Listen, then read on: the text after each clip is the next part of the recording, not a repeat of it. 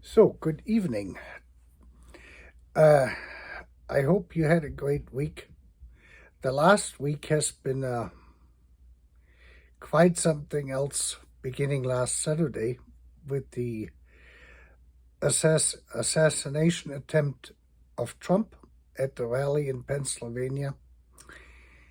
One person is dead, and the other two innocent bystanders from the audience of that are still in the hospital in serious condition. They were in a pretty bad condition when they got there to begin with. And as of right now, the last time I was able to get an update was on Thursday. Today is Saturday, or tonight is Saturday night. And they're still in serious condition. So that's all we have been told. We're probably very fortunate that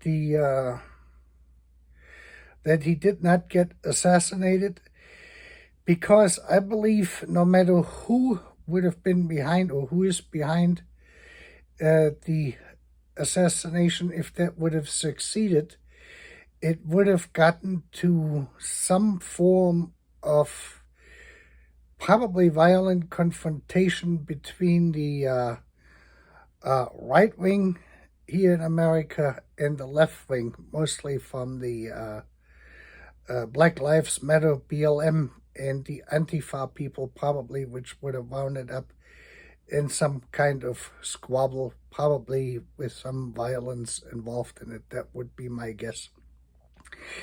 There is nothing really known at this point about the shooter's motives, which leaves a lot of room for speculation, and I don't want to get into this.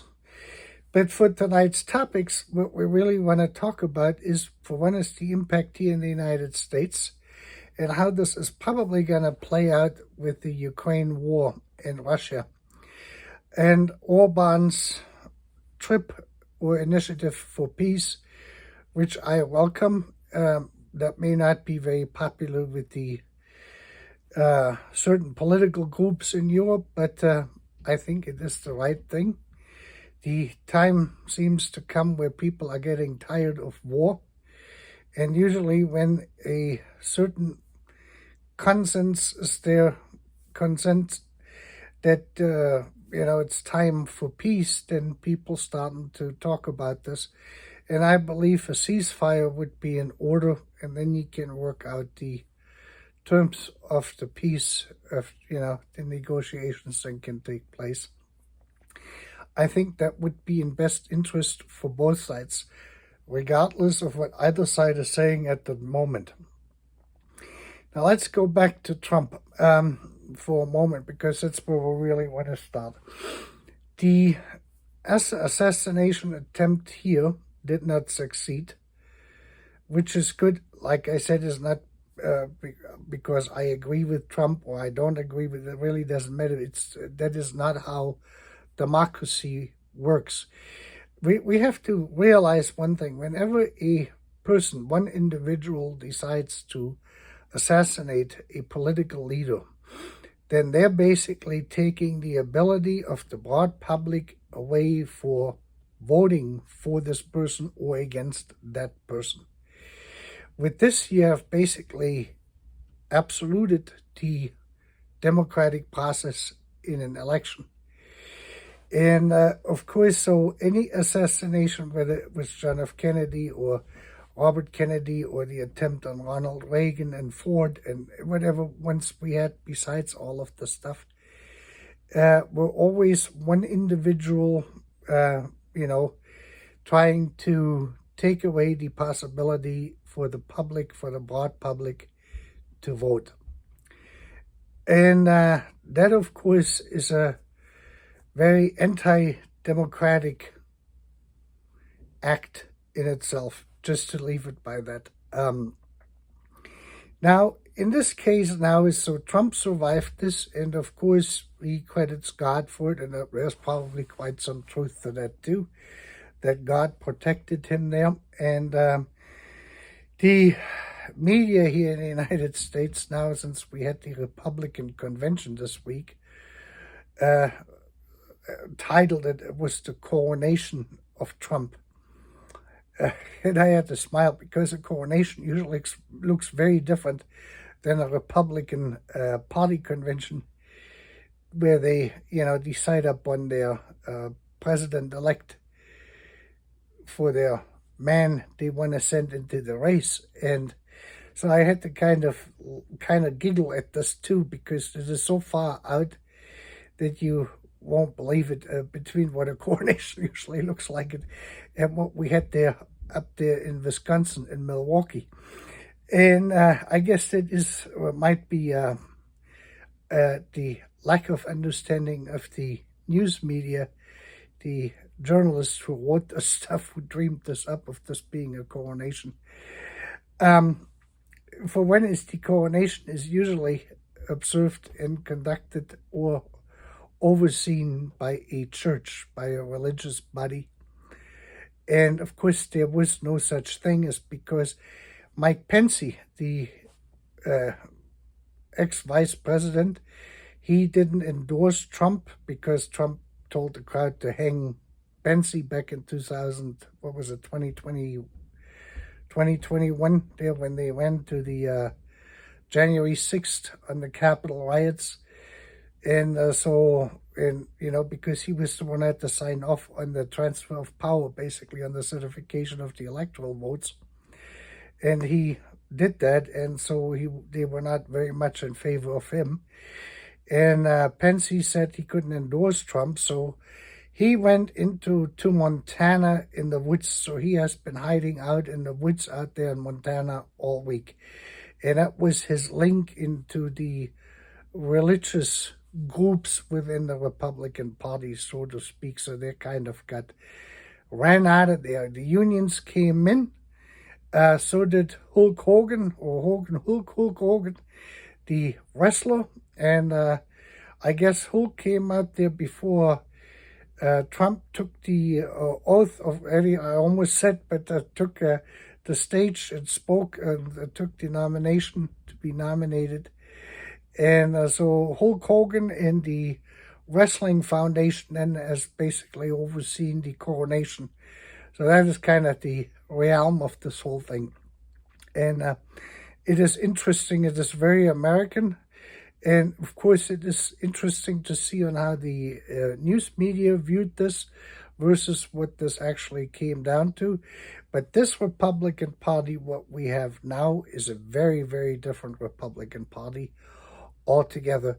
This is your Instagram, Snapchat, and partially Facebook and TikTok crowd, which has taken that over in every aspect. And basically anything close to anything flies. We have this 900-page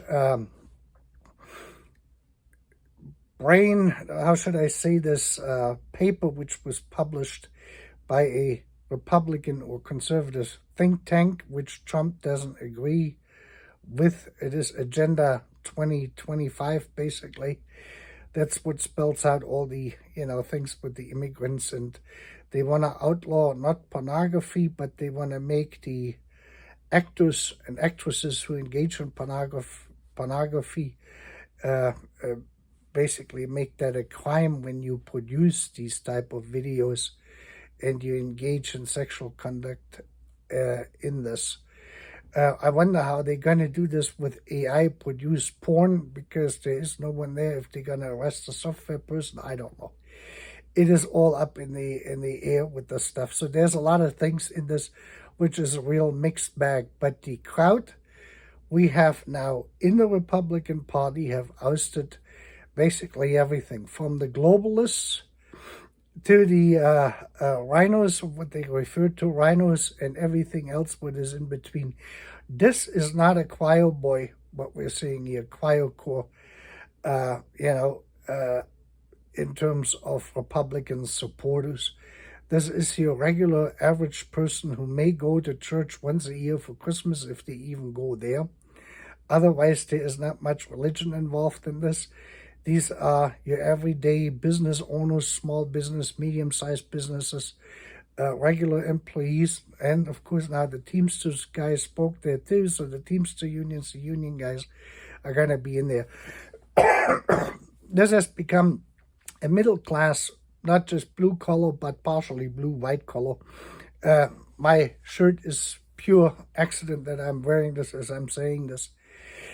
Now, these people, of course, are interested in the upkeep of the United States, and that the money we're spending or we're paying taxes for is going to be spent here in the United States. And that's going to be a key issue, not just in the election, but in the next 4 years after January 21st, after the inauguration.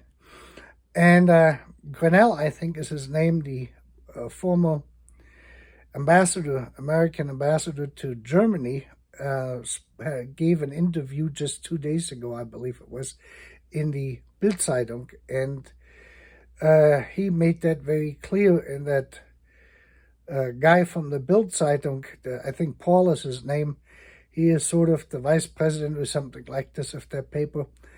He did not make a very good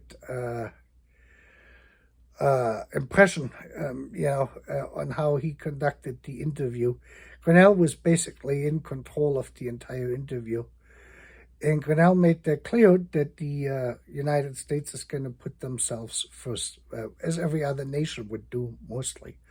And he gave some varying examples. He said, for instance, in America, we would like to have an opera house on every street corner too, like they do or we have in Germany. And he also said the United States would like to have a highway system like Germany is, where you can go better parts with no speed limit. Here on our highways, they were constructed for a speed limit of probably upward to 80 miles an hour. And anything going faster than that is almost suicidal, because we have no rails on the sides or in the median and most parts of these long highways, which prevent you, if you're going to swerve off the road, you're going to wind up somewhere in a ditch. And out here in these remote areas, that may take a volunteer fire department a half an hour before they get to your car to cut you out of it, if whatever's left of you. So we have a wide variety of issues. Now, this is primarily what's behind this whole thing with the Ukraine too. Besides of the approach or the understanding here to a certain extent on the political level from the Republican Party, they probably could care less either direction. For them, it is point blank a money issue, pretty much so. What the weapons are going to cost and the ability later on of the Ukraine to repay the loans they're getting at this point, that is very questionable to begin with. So here we're deviating from the European consensus with weapons deliveries and money and all of this stuff, and from the Biden administration. I could not tell you if this is good or it is not good. We really have to take a look at this on how the United States actually got to $35 trillion in debt and how this affects us here. Like I said, we're virtually at a point where we as taxpayers could practically not pay that money back, so to speak, which we have borrowed, the $35 trillion. So the United States would default, but since we are the reserve currency, there is no default because we can just print more money. And this is what we had. And you can see the global impact on this is that you had then inflation everywhere because everything is pegged to the dollar. The reason why we got to this point is very simple. After 1945, when everything was in rubles, mostly in Europe, and the only two big nations, the Soviet Union and the United States, had a fast industry build up to produce weapons. That is what we commonly refer to as the industrial military complex. Now, the Soviet Union took out reparations from East Germany out of their sector. They, took out whole plants, and they took out railroad ties and tracks and locomotives and cars and all of that stuff. And he transported it back home. And it was primarily because most of the battles had taken place in the Ukraine, where they're fighting today in the Donbass region over there, all the way up towards Moscow and in great areas of Belarus. So those areas were impacted, and everything basically from Moscow on east in the Soviet Union was not impacted, and that's where the industrial military complex was situated. They had built that there. So they had to rebuild the eastern or the western part of the Soviet Union, the Ukraine and Belarus primarily, and then Rostov-on-Don, those areas, Stalingrad, these cities had to be rebuilt. So they were in a pretty good state, actually, from a infrastructure in both countries and from a production point. So they were fully mobilized and full production capability mode to produce any type of weapons they were using. The Soviet Union and the United States, the rest of the world was more or less damaged. During the year prior to the end of World War II, the United States had an agreement with Great Britain, because that was the primarily ally, France to a certain extent, and they had agreed in Bretton Woods, that is a resort town somewhere on the East Coast. I'm not quite sure what state that was in, and they outlined on how the rebuilding of the planet basically would go. The Western world, which would not be Soviet occupied, so to speak, not under Soviet control. And that was commonly known as the Bretton Woods Agreement. And the British and the French, they wanted a guarantee that the United States government would allow for US dollars, which the Americans brought over to Great Britain and France after the war, that they were able as a government to exchange this to physical gold the United States government had in their possession. That was basically the gold standard at that point. And then later on, when West Germany joined NATO, and the West German Deutschmark was established, they also became part of this Bretton Woods Agreement, where the West German government could exchange any US dollars rather than back for German Deutschmarks or other currencies from the central bank here. They could get it in gold. And all of this was fine, and it worked well. It stabilized the whole world until about 1965, when Johnson came into office and they started to spend money on the, what was that program called he had here? Something like a great nation. If I remember it, I will put it in here. And the Vietnam War. So the United States government started to borrow excessively. And they did not increase the holdings in gold at Fort Knox, the physical gold which would have been required to maintain the exchange rate between dollar to gold. It was fixed, but in the end, because of the ever-increasing circulating dollars, the dollar actually became worthless, even though on paper it was still exchanged to a fixed rate to 1 ounce of gold. By 1967-68, this had gotten so bad because the Vietnam War was now Great Society. It was the Great Society program from Johnson and the Democrats, which started this in conjunction with the Vietnam War, the cost of the Vietnam War. And they printed dollars, and they got more and more debt, and the dollar became more and more worthless. And that led to first the French government and the English government to start to exchange dollars they had received for their exports to the United States of goods and services, that they were getting that in gold. And that gold was physically located then in New York for withdrawal. And the story is that on one shipment from New York, they were flown out, on cargo airplanes. That one shipment came into London, and it went to the central bank in London.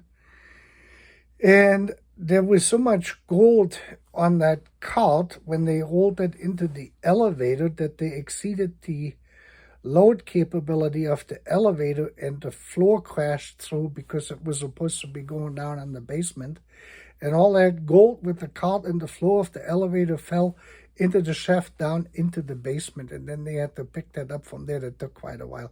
This is the dimensions, just so you understand this. So as a result of this, and then came the frustration of the Middle East into this, especially with Saudi Arabia, since they were the biggest oil exporter, and oil was dealt with in US dollars. And of course, by printing all of this money, the US dollars became less and less, more and more worthless. That's what led to the first oil shock in 1972, 73, 74, somewhere around there. This was then also the time when they came up, Nixon was, and then by that time in office. This was just before Watergate, and Nixon took America off the gold standard. Now the gold was freely convertible. It was basically traded on an exchange, and that means if they printed more money, then the gold price would go up as well. So that was kind of the relationship to this. So it was now freely traded, and gold exploded. The gold price exploded. The oil price exploded.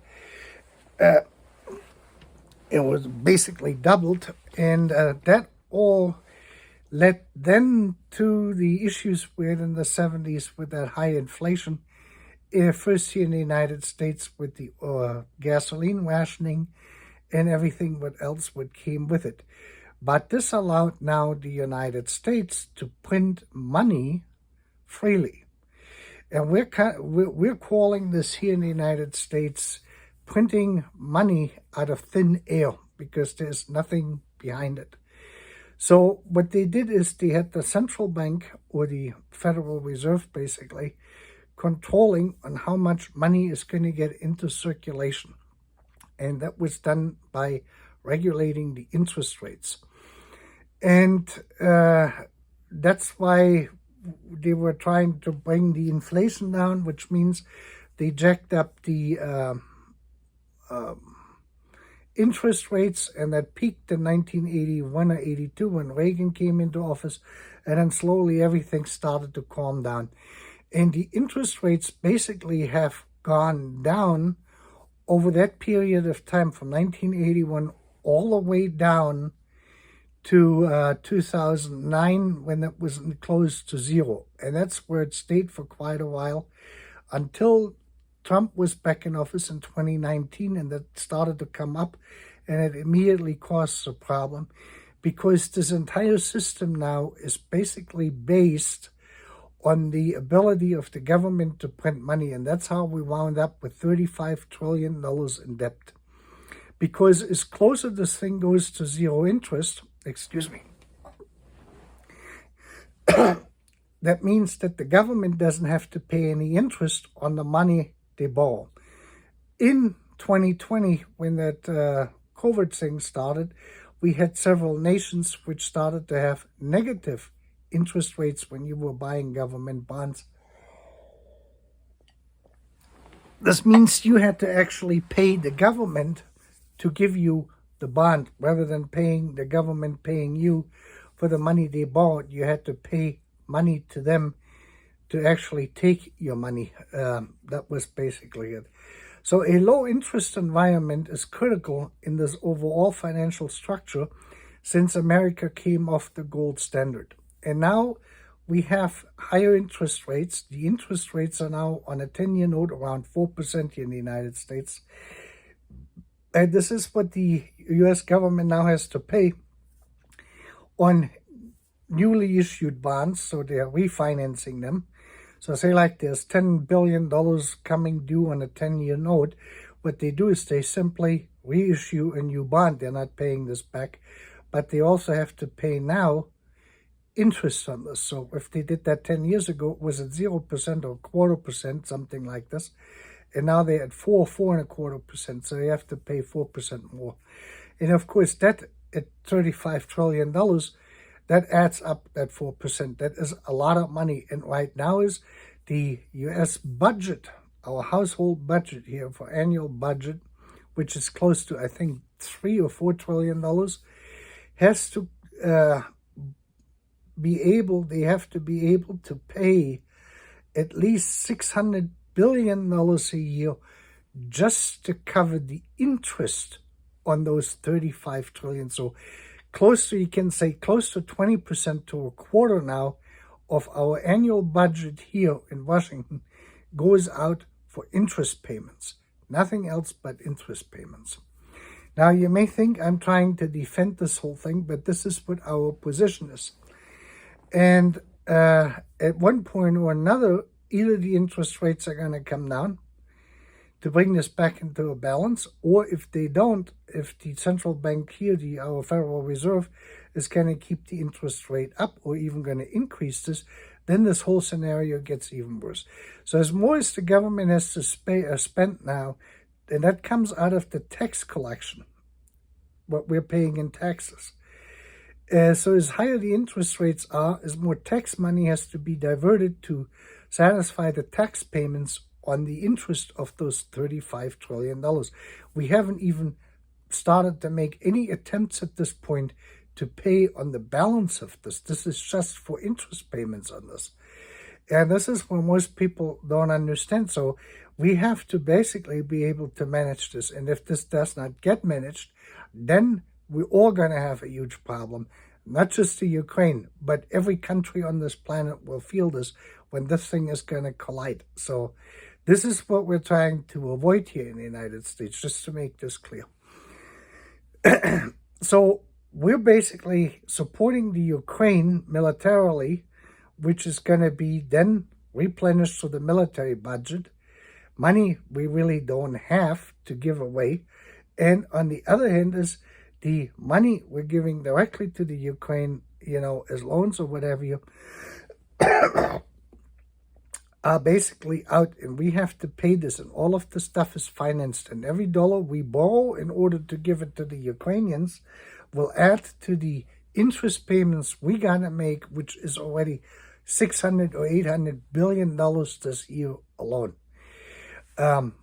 Next year we might be even at $1 trillion in interest payments, because the bonds or these loans, that money we borrowed, has to be refinanced. And we're refinanced. Same thing as if you refinance a house. If you have a 5-year mortgage at 2% interest, and after 5 years you have to refinance it, and you have to refinance it at 5%, your payments are going to be sky high compared to this what you were paying the first 5 years. It's as simple as that. And all of this comes now together. So this is how we got to this particular point and moment. Besides of the political implications, so this is why people say here in the United States, is why do we care about the Ukraine? It's not really our problem. Now, if we look at this, if we look at the beginning and how the Ukraine started the conflict, was first there was the sort of revolution, which Russia says now, the Russian Federation, the Russian government says this was sponsored by the West. Therefore, it became the Western world's responsibility. That led to the invasion of Crimea by the Russians, and it started the entire conflict there in the Donbass region and Luhansk. And so we had now the Russian minority there take up arms fighting against the Ukrainians with support or increasing support from Russia, until we had the Minsk peace agreements, treaties, whatever you want to call them, in the end of or early 2014, late 2014, early 2015. By the time this was all said and done, with that Air Malaysia flight falling out of the sky over the Ukraine, and all these people perishing, and one side blaming the other for it, and that sort of stuff. Now, this is a typical event which is basically a issue for one nation to deal with, in this case, the Ukraine. They have a ethnic group, in this case, the Russian minority, or might be even the majority in that area, closer to the, to Don, to that city over there, Rostov on Don. It may have been more Russian than it had been Ukrainian. And that is something which is a domestic issue. And normally you don't get involved in it. And that was sort of the same thing with Yugoslavia. When Yugoslavia fell apart and they all started to fight, NATO actually did step in there. Technically, and I think I mentioned it in my other video, NATO should have not been drawn into the Yugoslavian conflict by its charter, because Yugoslavia and their individual republics and states did not attack any neighboring countries or members of NATO directly, so they should have stayed out of it. But for humanitarian reasons, that was at least a justification to keep the whole killings there in the, these ethnically motivated, Holocaust type scenarios they were painting here in the newspapers to stop this, so NATO got involved. But in this case here, we're dealing with a very different aspect of it. For one is the Russians are involved, and I mentioned that before in my earlier videos, that we have Russia involved, and these are Russian nationals or ethnic Russians, which were oppressed, at least that's what we were told, by the Ukrainians. The Ukrainians say it's not true. Anyway, this is the root cause of this. Then came the invasion. Interestingly, it didn't take 3 months after Olaf Scholz took office for the invasion to take place, and that invasion, of course, failed. And now we basically have a stalemate war between these two sides, and the military-industrial complexes on both sides are ever increasing every single day at a higher and higher cost to the Russian government and to the Western governments. And this will go on ad infinitum until one side says, or both sides say, we had enough. We have a desire now for peace. Until that day comes that the Ukraine and the Russians feel that they are done with war, this is going to keep probably going, unless, like Orban suggested, and that's why I support him, is by trying to talk to both sides and feel this whole thing out to get an idea of where they are. If we're closer to still war or closer to peace, peace treaty or possible ceasefire. Usually you have a ceasefire first, as Orban had, pointed out in his interview he gave with a Swiss journalist who accompanied, who was with him on that trip to Moscow when he went. The reaction from Ursula von der Leyen is somewhat understandable. I can follow this because I used to be part of the Christian Democratic Union, of the ZDU, and I know how they're a little bit, they get irritated if someone does something which is like they're supposed to be doing, or they're thinking it's because of their level they have that this is their thing and the other person shouldn't because they're not authorized to do it, or they're, that kind of shit. It's trivial stuff. At one point or another, the European Union will have to take a look at this to see, because the globalization thing is basically done. That's another part of this which is accumulating in there. They have lost control since COVID over the globalization system they had set up or were trying to set up. This kind of has gotten derailed. And they're losing now basically control in a lot of different aspects. And so do the American multinational corporations here. So there's no question about it. And they know it, So the old, they call them the elites, the left-wing elites, the elitists, the business elitists, whatever you want to call these people.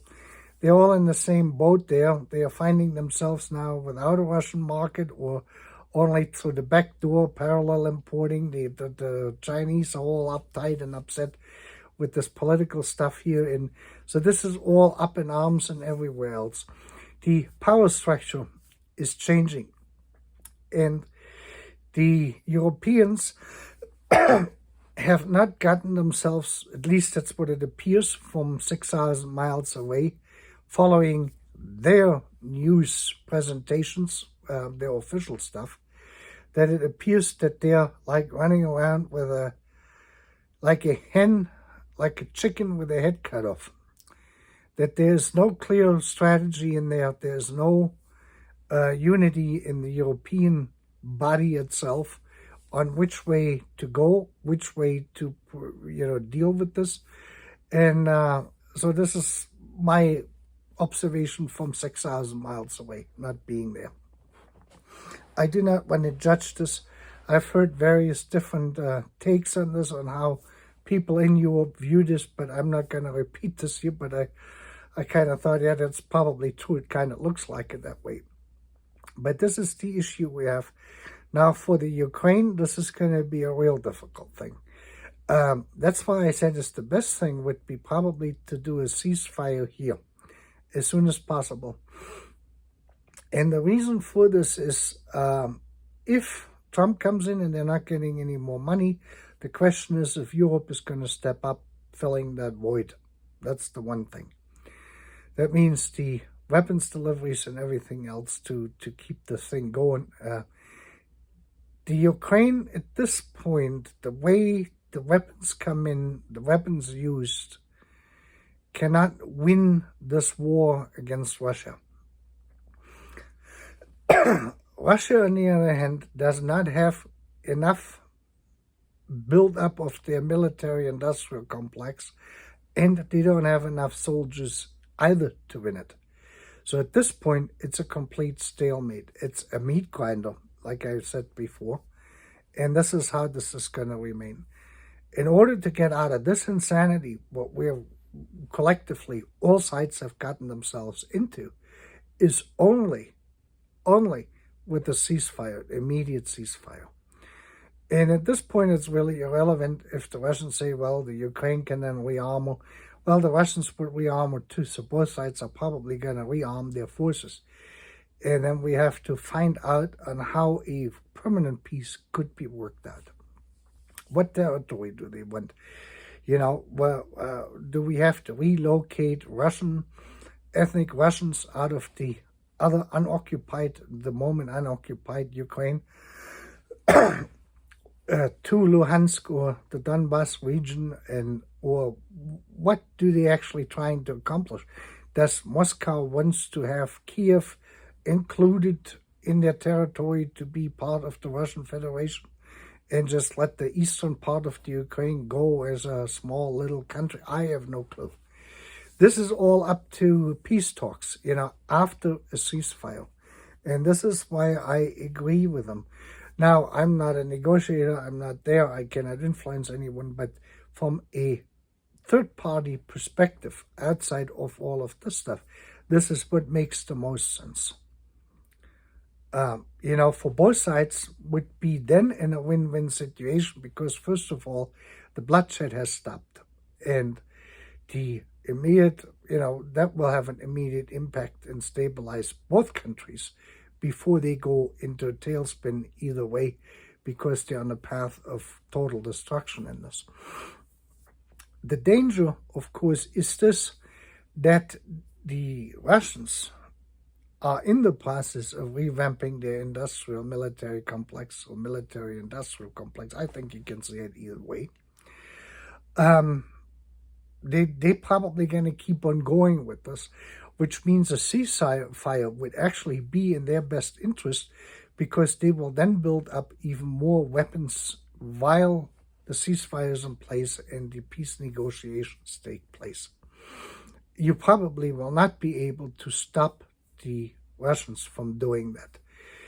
On the other hand, is the Ukrainians itself are fairly crippled at this point to get a military-industrial complex going of their own. So they're kind of in a disadvantage in a ceasefire. Meanwhile, European or American military companies, military manufacturers, they could basically restock the arsenals during this time of peace, but it would not immediately benefit the Ukraine the same way of the way the Russian Federation would benefit from that aspect during a ceasefire. So this is kind of what my take is on this for the moment. This video is now over 40 minutes long, but I believe that we have to understand all these aspects going back all the way to Bretton Woods, actually to understand why we're in the position here in the United States, why we're thinking and feeling about this the way we do, the issues we're having. It's not really about roads, but it is about interest payments. I have to re-emphasize this, which we taxpayers have to pay through our taxes. That's just the reality of it. And that has to be worked out one way or the other to see who's going to take up what part. How much can Germany take on? Can they take on 200, 300 billion euros? Can France take on 300 billion euros in additional aid? Can Britain take on 300 billion euros? You're looking at the 900 billion is probably nothing per year for the armament deals, armament, arms and weapons and equipment they need in the Ukraine to sustain that fight and to actually get them into a position where they could actually take occupied territory back, to overpower the Russians. This is all questions the Europeans have to ask themselves if they're capable of doing that. We will see on how this is going to play out. Again, I don't have that glass bowl I can look into and say, oh, wait, we're going to have it going this way or the other way. I don't. But anyway, I hope you liked my video, and I will check back in here when we have more updates and more interesting stuff happening. Until then, you have a great evening.